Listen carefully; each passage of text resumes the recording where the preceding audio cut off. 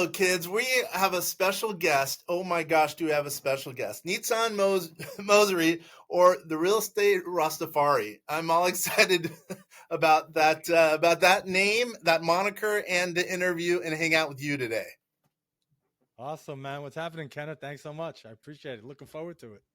Oh man, let's get right to it. Instead of getting into your background, because that's really cool right off the bat, give us one tip. Give us one real estate tip that you think will add value to the real estate investors who are out there who are watching and listening to this vast cast, as we call Okay, so a real estate tip them. Yep. before buying any type of property, doesn't matter what it is, single family, self-storage, piece of land, it doesn't matter what type of real estate you're buying, you need to know your exit strategy first. Nice work. There you go. That's very good. That's totally right. You got to look in reverse, don't you? Absolutely. You got to start with the end in mind, right? Yeah. Who am I going to sell it to? How am I going to sell it? Is my buying pool big or small? Will institutional investors be interested in this, or just the small mom and pop guys or the new syndicators? So you need to know how you're going to exit it, because it's easy to buy a property. I can go to you, Ken, or hey, I want to buy your property. Here's money. Thank you. Give me the deed, and that's it. But that's not what we're all about. We're all about the exit strategy, knowing how to dispose of the asset when the time is right. Look at you. Yep, I like it. That shows you how good this next half an hour is going to be right off the bat, because you drop some knowledge that's exactly in line with my philosophy, and I think with a lot of investors' philosophy who actually make dough in real estate. So since you've already added value, why don't you tell us a little bit about your background and who you are and why you're hanging out with us here today? Sure, awesome, and I'd love to. So I'm first generation American. I'm born and raised in New York City. My family came from Israel.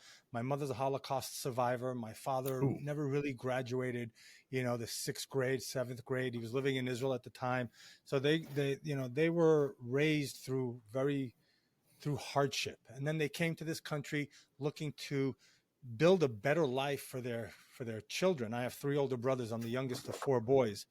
And throughout my time growing up, my father and my mother would always instill in us the idea that anybody that owns a piece of land free and clear, doesn't matter how big or how small, free and clear, you're the richest person on the planet, because no one can ever take that away from you. It's yours, and you can do with it what you want. You can make it generate income for you forever.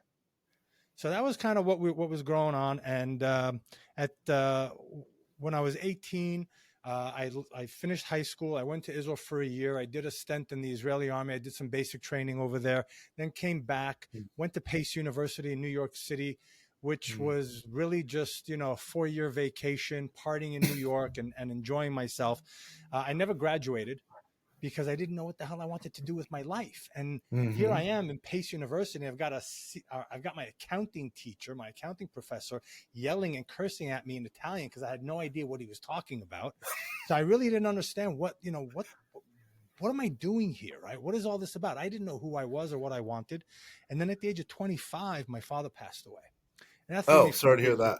Thank you. That threw me for a big loop, because, since the sixth grade, he had been working for his family. In the beginning, it was for his brothers and sisters and his parents, and then for his children and his family and so forth that he built. And growing up in New York City, the mindset at that time, especially with my family, was it's all about money. The world revolves around money. If money's out the door, love is right behind it. Everything is behind it. It's all about money. And that was the mentality that I grew up in. When he died, it kind of threw me for a downward spiral. I was like, well, life can't just be about making money all day, every day. Look at my father, 65 years old, young guy, passed away, right? What's going, So I started drinking heavily, partying, because what was life all about? Nothing. Just, if it's all about money, screw it. Let's just, go out there and do whatever the hell we want. And then at the age of 27, I decided to move back to Israel. I sat on the beach in Tel Aviv for about a year, watched the sun go up and down, contemplated my belly button, had no real goals or anything like that. And then a friend of mine, in Israel, when people finish the army at the age of 21, they tend to either go South America or to Southeast Asia, or travel the world for about a year to kind of just let their hair down and get rid of all that stuff and figure out what they want to do. And then they come back and they go into university and whatnot. So when I was there, one of my good friends, he told me he's taking 2 months off of work and he's going to India for 2 months because he had been to India before. I said, you know what, dude, I'm coming with you. Sitting at the beach in Tel Aviv or sitting on a beach in Goa. Same, but different, right? I love Indian food, so why not? So I went with him for 2 months. We traveled all around India, and then he left. And I said, you know what? I got nothing to do in Israel. I got no responsibilities. I got no income. I have no. I don't have a mortgage. I don't have bills. I don't have family. I have nothing. So why am I going back to Israel? I don't know who I am. I don't know what I want. So I just kind of threw my hands up and I said, I'm going to let life take me wherever it takes me. And I continued traveling for about 7 years all around the world. And then I settled back in Israel. I opened up the first raw vegan restaurant in Israel. During my travels in Portugal, I met who is my wife now. And before this, I showed you pictures of us, hippie lifestyle and traveling the world together with our little dog and whatnot. Me and my dreadlocks and my rastas. And still, not knowing what direction I wanted to go in life. I'd been in real estate before, did some things. I owned a restoration and renovation company in New York City with my brothers. My father bought some real estate. My brothers took it over. My brothers and we took it over, renovated it, built it out, made it really, really nice. So real estate was always in the back of my mind. I bought some properties in Israel. I bought some properties in South America because I had a friend who lived in Santiago, Chile. So we bought some real estate together. But that was it. I had no real purpose in life. And then what? Guess what? I had 2 kids. That will give you a why. That will motivate you. That will pick can I say this? Will pick your ass up and drive you like no other driver in the world, right? Because my wife and I, we can sleep on a park bench. It's not a problem. I've done it before on a beach in a sleeping bag. But when you've got kids, you gotta give them stability. You gotta give them security. You gotta give them peace of mind, safety. You gotta give them roots. So, and that was in 2008. We decided to come to Florida, to the States. We were on our way to South America. We stopped in Florida on the way to Chile. Good friend of mine from New York moved down here about 25 years ago. So we went touring and looking and all that kind of stuff. My wife is Eastern European, born in Poland, raised in Germany, very cold countries, not very tropical. And when we came back from South America, we stopped back in Florida on the way to Israel, and we landed in Israel. We both agreed that, you know what, maybe we go and hang out in the States for a little bit, right? Continue on our merry hippie way. Sold our house in Israel, made some nice change on that, came to Boca Raton, Florida. Now, mind you, 2 hippies. I had 4 feet of rastas and dreadlocks behind me. My wife and I, 2 big hippies, were coming into East Boca, buying houses and, all around, and people looking at us going, what's going on? What's up with these people? Yeah. What, are these the new drug dealers in town? What's going on? Right? So, and mind you, I'd been out of the country at this point for about 15 years. So my network, everybody that I knew business-wise, all that kind of stuff just disappeared. So here we are in Boca Raton trying to figure out what to do. Our goal was to live here for a year, fix up the house, sell it, and continue on our merry hippie way. Next thing we know, our daughters are in school, in Montessori school, and I'm looking around going, all right, what am I doing? I got a mortgage now. I got kids in school. I got car payments. What? WTF, right? Like, shit, what do I do? So I started looking, and, fixing and flipping houses was the lowest hanging fruit. So I started flipping houses here and there. Wait, and what year was this, by the way? Hold one. This was in 2009. Okay. Started flipping houses, right? Because it was the lowest hanging fruit, buying houses for $16,000, selling them for $50,000, buying a house for $100,000, putting money into it, selling it for $250,000 and so forth. So I built up my network that way. And I had to learn very, very quickly about the market here in South Florida, about the Boca market, about the, this area. I didn't have anybody to teach me, right? My brothers are all 15, 16 years older than me. They're grandkids. They're done, right? So I had nobody to look towards to mentor me, to educate me, to show me right, wrong, here, there, whatnot. So I was driving around daily, right? Driving for dollars, looking at deals, figuring out the market, doing all that. Started doing that, was very, very successful in that. And I saw the end coming for the fix and flips and all of that, right? All the foreclosures were drying up. Now, the bag check person at Publix and the hairdresser and the nail salon person. They're all not getting into real estate because, oh, hey, why not flip a house? Yeah, it's easier to get And loans, etc. Yeah. I remember the house that kind of threw me out of it. It was a burnt house. It was a house that was 50% was burnt. I went to put an offer on it, and people were just throwing bids and bids and bids, increasing the purchase price. And I said, you know what, I'm out. Then I had to step back and kind of take a look and see, okay, where do I want to go? I don't want to fix and flip my entire life. It's a lot of work. You know, it's stressful on me. So then I started researching about multifamily and rentals because I wanted to get that passive income because I'm very, very lazy. I don't like to work. So how can I do something once and have it pay me over and over and over again? So I bought a duplex in the south side of Chicago. Don't ever do that. I bought a. And wait a minute, and you were living in you were living in Florida and buying a place in Chicago. Let me guess, you got that place in Chicago. You got that place in Chicago for pennies on the dollar, right?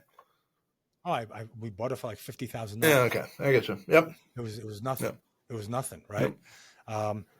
And then I bought a foreclosed fourplex in Riviera Beach in West Palm, but on the wrong side of the train tracks, right? I had drug dealers, I had a prostitute, I had her pimp, I had other people. So that was crazy, right? Yeah. So, but the thing is that I bought that for a steal as well, and you know, whenever they paid rent, it cash flowed beautifully. Yeah. My mortgage was very low, so I wasn't too worried. And then I sold out of that, and I continued slowly. And then I flipped 27 units in Leesburg, Florida, which is an hour north of Orlando. I never heard of Leesburg as well. And that's how I started getting into the multifamily world. And slowly, you know, starting from the small to the bigger, larger. And today, you know, we just closed December 28th of 2023 with my team. We closed on a $21.7 million Class A, 1-year-old, brand new construction, where today it's a student housing project. So, you know, in student housing, you pre-lease now for next year, right? Because when students come in, they just move into their units, they know where they're living and so forth. We are now pre-leasing at an average of $430 above the rentals that we took over. So it's been a crazy ride. It's been an awesome ride. I'm jacked, and I'm excited to see where the future is. And now, you know, with my experience in raising millions and millions of dollars and owning over $200 million worth of assets and transacting in different arenas of multifamily and student housing, I now am able to go out and mentor people.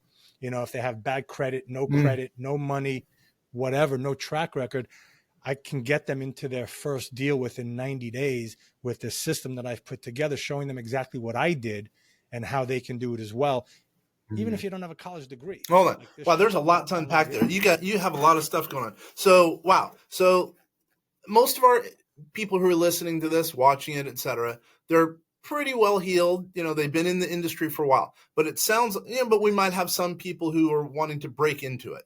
And it sounds like that's one of the things that you do. So let's go the pedestrian level, meaning the brand new investor. So tell me a little bit more about that coaching program. By the way, your background's unbelievable. It is great. I know you're a good guy. I'm way excited about this chat. So tell me a little bit more about that, about it sounds like a coaching program. Right. It's a coaching and mentoring program, right? So what I do is I take people by the hand, you know, and I love these other real estate gurus out there that are teaching, that have, you know, these huge networks and whatnot. They're fantastic. With my coaching program, you get me. There's nobody else, right? I take you from A to Z. You're with me until you get into your first deal. That could be 90 days. That could be 12 months, 24 months, 36 months, could be 5 years. You're with me the entire way. And I show you from A to Z how to get into the business, how to network properly. Because when I started in this business, my mentor told me, go to 2 networking events a week and collect business cards. Okay, you know what? I did that. Not only did I do that, but check this out. I sent my wife to another event, and I sent her sister to another event. So we were doing 6 networking events a week, not 2, because I had 2 other people working. And I have boxes and boxes of business cards that amounted to 0 because I wasn't told how to how to set my intentions for my networking, who I need to go out and look for, where should I go out, creating the avatar and whatnot. So I learned from the school of hard knocks, right? I cut my teeth on a lot of mistakes and a lot of errors. So my coaching program, basically, I take you from the beginning, hand in hand. We walk all the way. You get me. You don't get some dude who was paid $20 an hour to read off of a script and ask you questions, or some underwriter who worked for a property management company who's never done a deal before. You get me.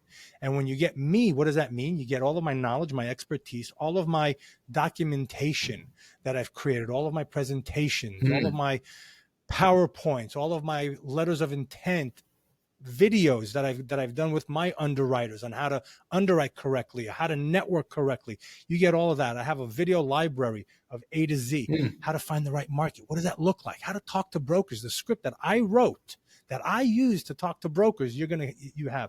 So it's really very robust in that sense. And I give you homework. I tell you to do things, right? I hold you accountable. I hold your feet to the fire.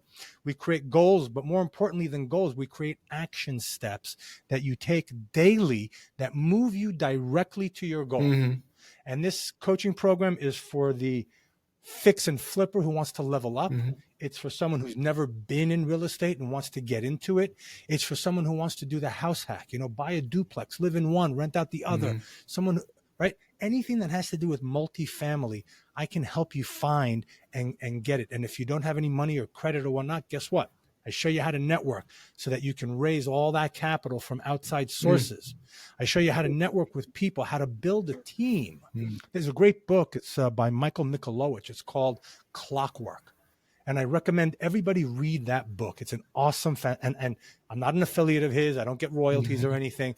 It's just this book teaches us how to build a business that literally revolves around our lifestyle, so that when time we can remove ourselves from that business, from that company, and it's still pumping away.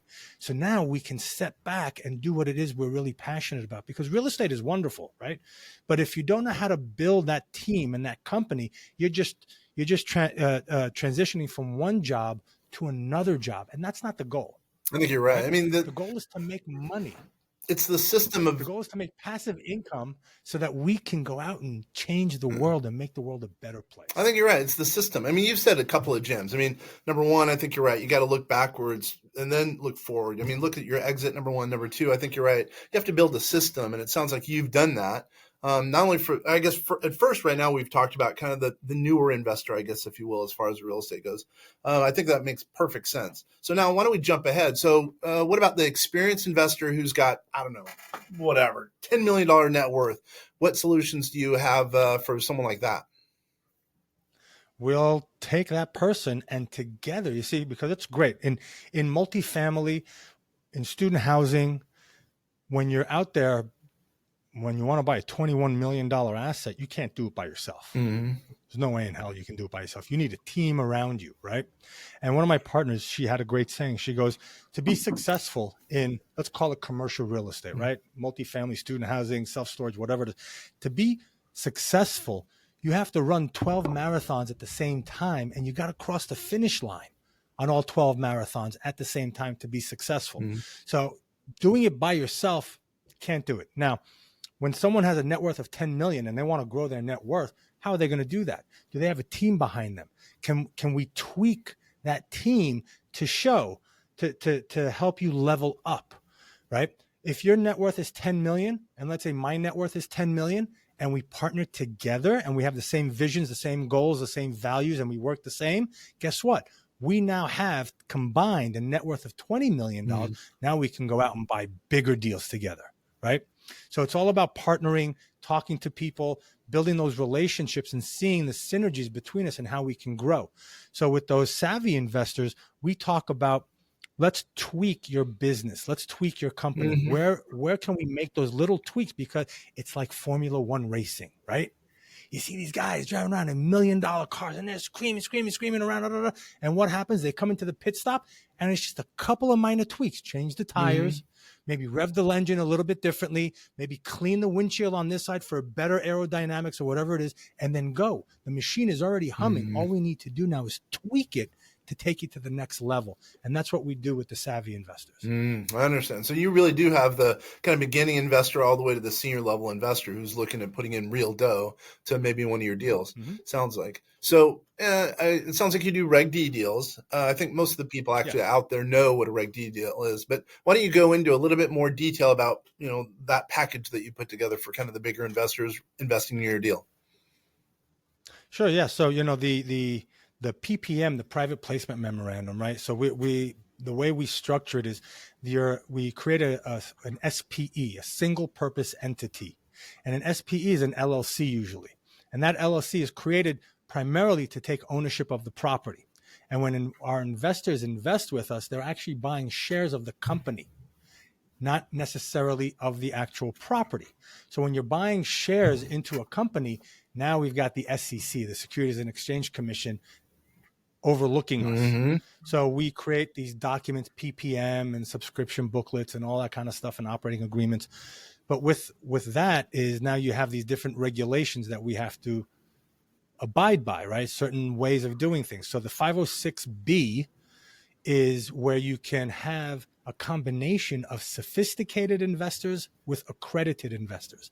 A sophisticated investor is someone who has their own business, let's say, or maybe a couple of rental properties or invested in the stock market before. They're sophisticated. They don't reach the financial requirements set by the SEC to qualify them as accredited, right? An accredited investor is someone who makes, I think it's $200,000 individually, $300,000 with their spouse, has over $1 million or more net worth, excluding their primary residence. So there's those financial criteria that make you accredited. Now, the thing with the 506B is that you have to have a pre-existing relationship with these people. So what does that mean? If I put a property under contract today, or let's say I'm just setting out a letter of intent, and Kenner, and I just met you today, and you're either a sophisticated or accredited investor, and I'm doing a 506B, I cannot present, I can present the offering to you, but you cannot invest because we don't have a pre-existing relationship prior to this asset. Right?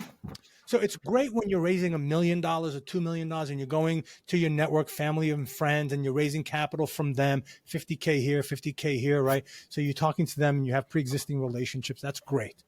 Now, the other way is the 506C, the Reg D 506C, which is accredited investors only.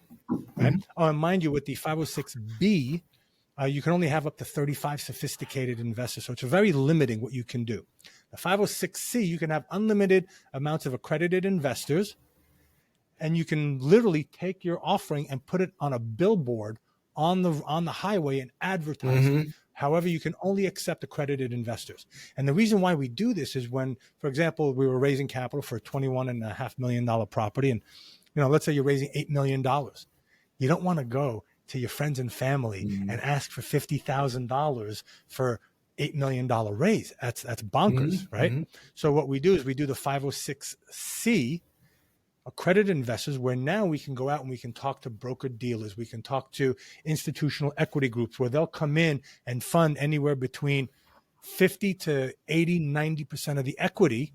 So let's say they come in with, 70% of $8 million. What is that? That's 5 million. I'm just rounding numbers, 5-6 million. And then we would come in with the last 2 million from our network of accredited investors. So those are the two basic, what do we call them? Formats and structures of your deals. Yeah, format that we use when we're raising capital. And now there's a ton others, right? There's 506A and the Fs and all different. So with us, the syndication model, we do the 506Bs and the 506Cs, right? Now with the bigger projects, we're doing more on the 506Cs because we want to bring in those institutional equity groups that we just create relationships with now. Hey, give us a little bit of flavor of some of the deals you look at and what really makes sense. Again, you're looking backwards. You're looking at the end result first, but give us kind of a flavor of some of the deals that you're looking at as far as multifamily or whatever type of deal you want to talk about. Sure. So, right now, we're transitioning. I'm supposed to have a closing today, selling one of my last C or B class properties, multifamily, and we're transitioning to the A class for a couple of reasons. Now, the reason is because let me ask you this question to all your listeners. if you were going to buy a Mercedes-Benz C-Class 1970 model, Okay. or a 2024 Mercedes C-Class for pretty much the same price, which car would you want? Probably price. Are either one of them undervalued, by the way? Meaning, is the older one undervalued or no?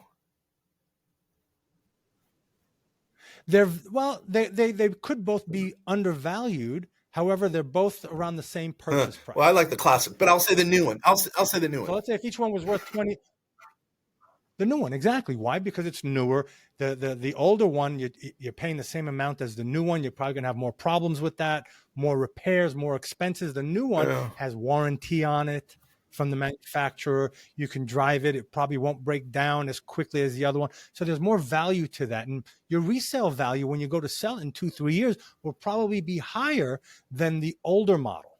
And it's the same thing with multifamily right now. We're looking at Class A product because they're trading very, very close to what C-Class properties are trading at cap rate wise. I'll give you an example. I sold a Section 8 property in Charlotte about 2 months ago at around a 5 cap. I think maybe even just under a 5 cap. Section 8, 1980s product, okay? The Athens project that we just bought in Athens, Georgia, by the University of Georgia, that is a 2023 construction, 1 year old. The people living there are the first people to ever live on that property. It's 100% occupied. We bought that at a 5.5 cap rate. So if you're looking at cap rates, we actually bought the new property at a better value rate than I sold my C-Class properties. Now with the new property, again, we have warranties on the roof, mechanical, engineering, plumbing, all those warranties. Everything's brand new. It's not going to break down as often, right? The value in 5 years from now, it will still maintain itself because it's a brand new asset in 5 years. So those are the types of things that we're looking at. Now, yes, they have to be undervalued still. There has to be some sort of value add in management inefficiencies and raising rents. Obviously, when you're buying a newer property, there's not much to do to it, right? You're not going to renovate the interiors because it's new. You're not going to paint the outside. It's a fresh coat of paint. Roofs are still good. So where's that value? The value is going in and finding the distressed sellers that need to sell for whatever reason it is, buying it, having a team behind you that has a success track record, and going to these sellers and saying, hey, listen, this is my team. This is what we're doing. This is what we've done. We want to buy your asset. Now we buy that asset at a discounted rate, and there's room to push those rents because the owner, the previous owner, wasn't able to fulfill their business strategy. So we come in and we take over. We bought in the last, I want to say 18 months, we bought we bought 3 Class A student housing properties, and knock on wood, during our due diligence period, we were pre-leasing next year at higher than our pro forma. That's how you make your money right there. Yeah. Getting more than a dollar that's in the dollar, basically. Yeah. That's right. And that's what we look for, right? So there, and another little nugget for your listeners is, if the numbers don't work, walk away from the deal. If it doesn't work, don't get emotionally tied to it either. Yep. Exactly. You can't get emotionally tied, right? I tell people, don't get emotionally tied to the property. Get emotional on the numbers. Get attached to the numbers. If the numbers work, go crazy, freak out, be like, dude, it's awesome. We got one. Yes. Tired of kissing all these frogs. We got Prince Charming in front of us. Awesome. But so many people, when they get started in real estate, single family, whatever it is in real estate, and they want to do a deal, and they're not having that success quickly, they get frustrated. And then something comes along and they're like, ooh, you know what? Maybe. I had a coaching client send me a deal he found on LoopNet. He goes, what do you think of this? I'm like, first of all, I have no idea. You sent me a link. What am I going to do with this link, right? Analyze it, underwrite it, grab some information. Why is it a good deal? What are you looking to do to the property? What's the value? What are the returns? All of that stuff. But the first thing when I clicked on the link, the first thing I saw was, I don't remember how many units it was, but majority were studio units, very, very small, 250 square feet, something like that, in an area, right? So now what you're looking at is high transition, not in a high income neighborhood, in a fairly lower income neighborhood. So you know Mm-hmm. there's going to be high turnover, high repairs and maintenance, high turnover costs, evictions, all that kind of stuff. So right then, that little thing, I said, you know what, for me, it's not a good deal because of that unit mix. So there's certain things that you have to look for to make sure that this is a good deal. But when you're going in there, if the numbers don't work, don't make them work. Don't fudge it. You know, so many of my clients, they'll send me their financial model and I'll look at the seller's current actual numbers. And then I'll look over at their side of what they're projecting, and real estate taxes are reduced. First of all, that's a red flag. Why would you reduce real estate taxes? Yep. I understand. Yep. No reason to do that. They got to go up. Insurance, you reduced it. Why? Insurance, you know, is going to go up. Those are the two things that you know are going to go up. Marketing, if the marketing budget is very, very high and you're reducing it because rule of thumb says so, you don't know what you're doing. You're going to get into trouble because you don't know. Because to me, if that marketing bill is really high, that tells me something. It tells me that they got to spend a lot of money to get the occupancy that they're at. And if they're not at 99% stabilized with rents busting out the roof and they're spending a ton of money on marketing, clearly you've done your research. I mean, I think that one of the most important things about investing in a let's say a real estate project are the people who are around that project. And I know that you come through in that regard, and I know you have good people around you, and that makes a huge difference. A lot of the people who are doing real estate deals, who are promoters, aren't thinking about some of the things you're thinking about. It's really important to invest in people first, and obviously you're a good result of that. Absolutely. And if I may share another little thing, you know, and people are going to probably hate me for this or tell me, you know, oh, Nizan, that's not a good way of thinking. When you're on the GP team, when you're on the general partner side, and you're the GP is the people that run the property day to day, that have the communication lines open with the asset manager, property manager, communicate what's going on to the investors and so forth. If you're on the GP team and you're analyzing a property and you as the GP are not making money, do not do that deal. Even if your investors are making bank on it, do not do that deal. For one simple reason. If you're not making money on this deal, how much time and effort you're going to be putting into it? And I'm assuming that's some of the stuff, and that's some of the stuff you teach when you're coaching, as an example, et cetera, right? Oh, absolutely. Absolutely. It's just like, okay, right? When you see a deal, what's the first thing you look at? Exit strategy, right? Then what do we look for? How much is the GP team going to make, right? Are we just going to make our acquisition fee and then for 5 years make nothing? Yeah, it doesn't make sense. That sucks because I got to eat too, right? My kids are skinny. I got to feed them. Yeah. That was good. Yeah. Right. So make sure you and your team are making money on this deal, or else don't do it. Don't do it for the sake of doing it, and don't do it for the acquisition fee, because all the work that you're putting into building relationships with your investors, building relationships with brokers and management companies, all that work is going to go right down the toilet because you're not going to work on that property as much as you are the property that's making you money. Love it. All right, so let's get ready to land this plane. So how does someone get a hold of you? So obviously, again, let's go over it real quickly. You have coaching, or you have basically an investment, basically a Reg D deal, kind of anywhere in between. How does someone get a hold of you? Are there different numbers? Do they email you? What's the deal? Yeah, you can text me or call me at 561-212-7247. That's my direct line. You can also check me out. So for my coaching, you can go to www.multifamilyinc.com. That's multifamilyinc.com/application. Fill out that application. It's an essay questionnaire. Fill it out. Give me some details. And if you've got the right mindset and you're motivated enough, I'll reach out and we'll see about working together. And if you want to look at our acquisitions team, as my acquisitions team, we have over 100 years combined of real estate experience. Please. I'll give you one example. Okay, cool. Two examples. One of my partners, he comes from student housing world, 25 years in the student housing world. He managed part of Blackstone's $13 billion student portfolio for them. He has 25,000 unique beds under his belt. So he knows student housing, and thanks to him, we've been able to get these off. Because he's got relationships. Yeah, I got you. Yeah. Another one of my partners, Yeah, he's got he knows everybody. He knows everybody in the industry, all the top players. Landmark, the number one management construction company in the industry. He worked with them. He worked for them as an asset manager, regional manager. So he knows all the players, and they know him as well because he's been so successful. My other partner, 15-year Navy pilot, Iraq, Afghanistan. Now, people don't realize, right? When you're a pilot, right? It's like playing chess. You've got to think 80 moves ahead, come up with solutions for all those issues, because what happens if, what happens if? I mean, just their thought process and the connections and their energy, right? Nothing stops them.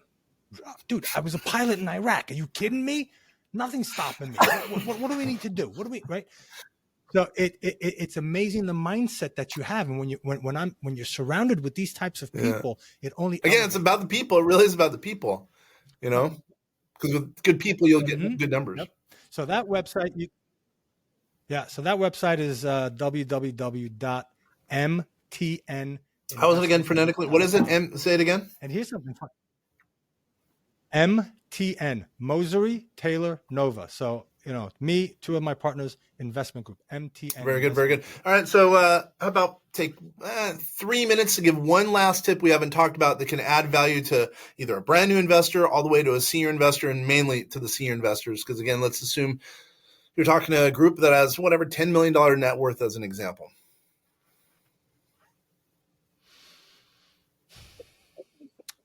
So when you're looking to build a team of people,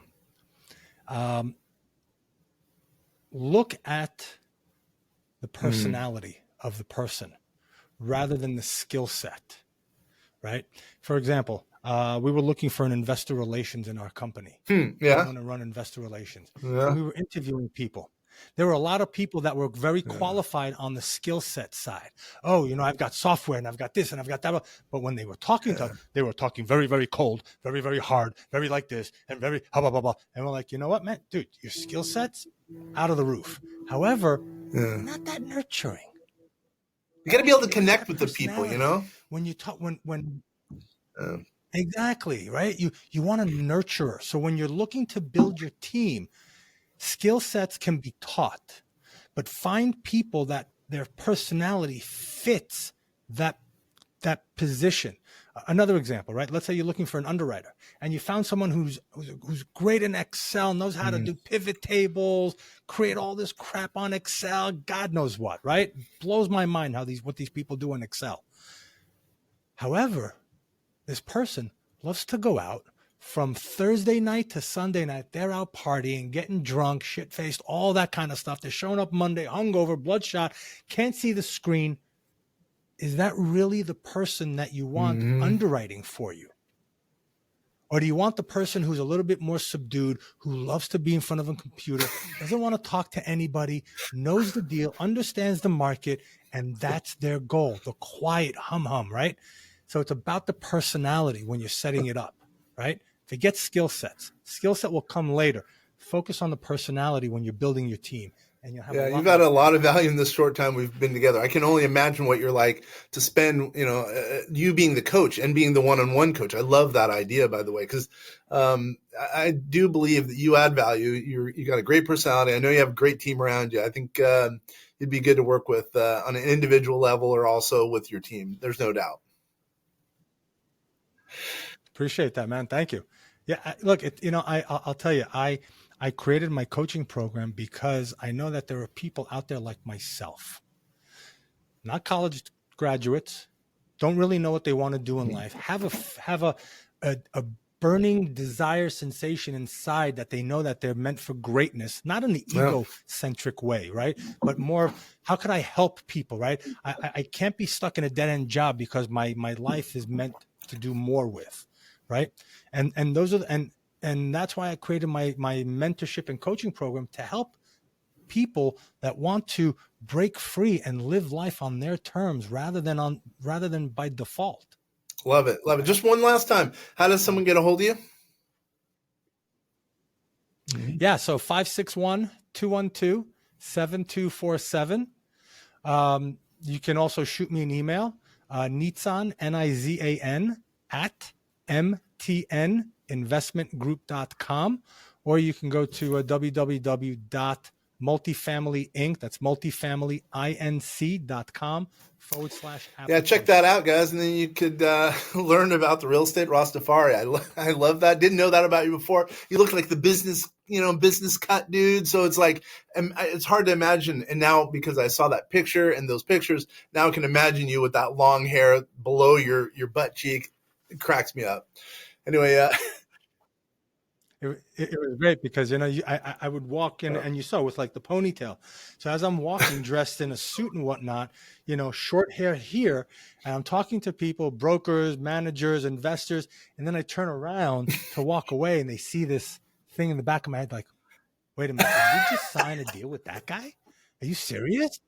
Okay, you're a trustworthy guy. Your track record obviously proves you know what's going on. So, dude, it's been I totally appreciate you spending the time being here.